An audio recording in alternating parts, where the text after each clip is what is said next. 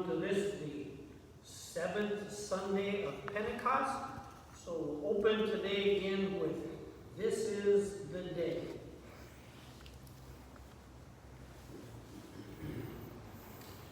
This is the day. This is the day that the Lord has made, that the Lord has made. Let us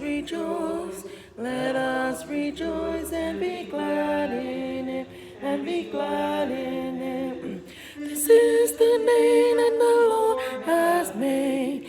Let us rejoice and be glad in it. This is the day that the Lord has made. Let us then join in the call to worship. Great One, you know when I sit down and when I rise up. You search out my path and know all my ways. Search me, O Great One, and know my heart. Let me in the way lead me, in the way everlasting. So today I'm going to open with number 694 in the hymnal, "Come, Ye Thankful People, Come."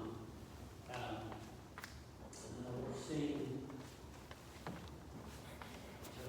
the first three verses. Come, ye thankful people, come, raise the song of harvest home. All is safely gathered in, ere the winter storms begin.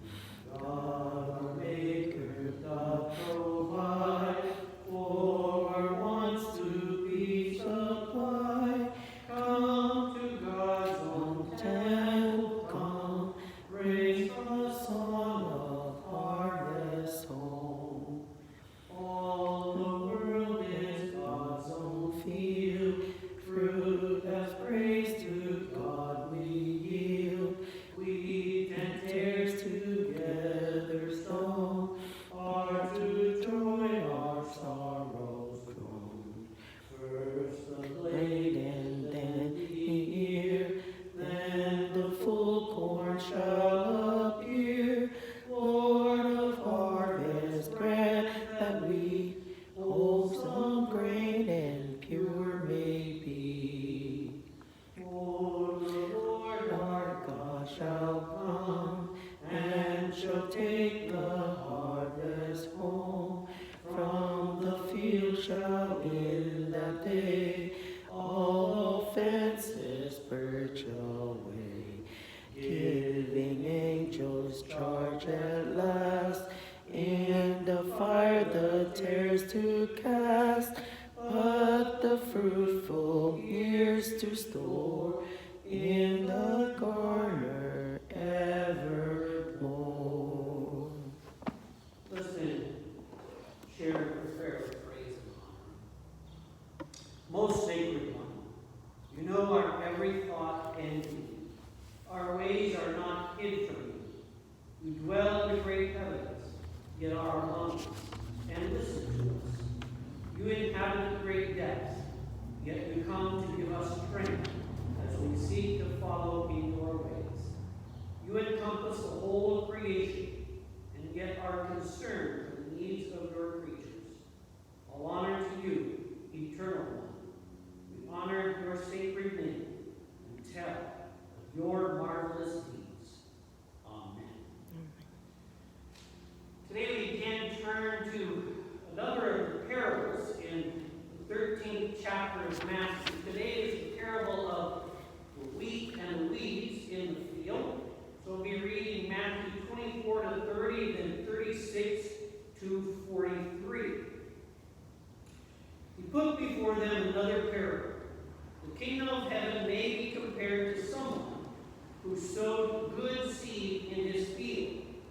But while everybody was asleep, an enemy came and sowed seeds among the wheat, and then went away.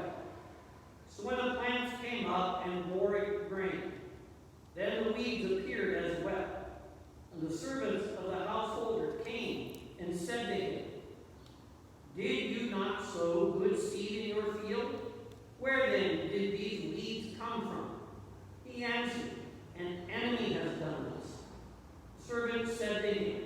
Then do you want us to go and gather them?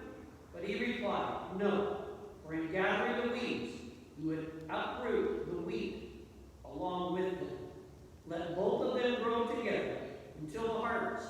And at the harvest time, I will tell the reapers, collect the weeds first and bind them in bundles to be burned, but gather the wheat into my barn. Then he left the crowds and went into the house.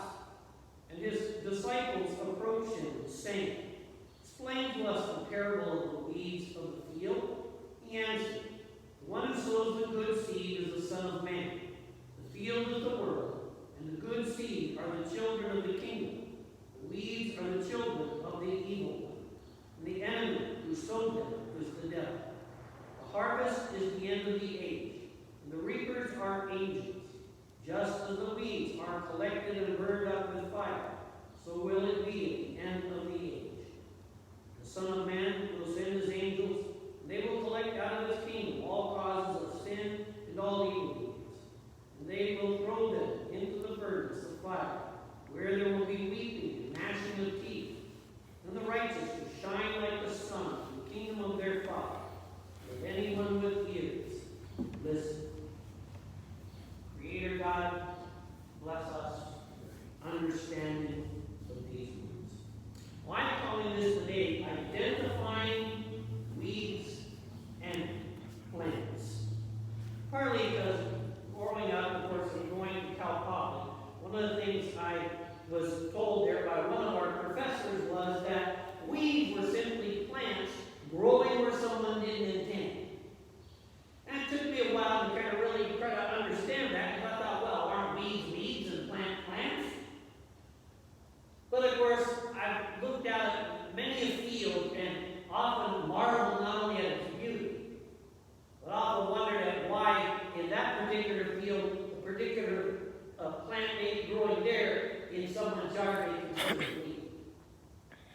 Or as we begin to grow maybe vegetable gardens or something else in our homes or wherever we are, we begin to realize some things we really intend to be there, some things we're trying to grow, whether it be tomatoes, zucchini, whatever it might be, corn, and then other things they tend to come along. Sometimes we call them volunteers. Sometimes those volunteers, we look at them and say, well, but we didn't intend for those to be there. In this particular parable, Jesus really is after, in a sense, a kind of experiential explanation for the existence, if you will, of evil. Very deep, difficult questions. Back in the very early 80s, of course, Rabbi Kushner put out a book that became fairly popular. People, I think, really liked the title, where he asked in his title the question, why do bad things happen to good people? And there have been a variety of answers from people, Christians, religious people, spiritual people, theologians, a whole spectrum of folks who come up with a variety of answers as to why, in a sense, that we believe and call God good, loving,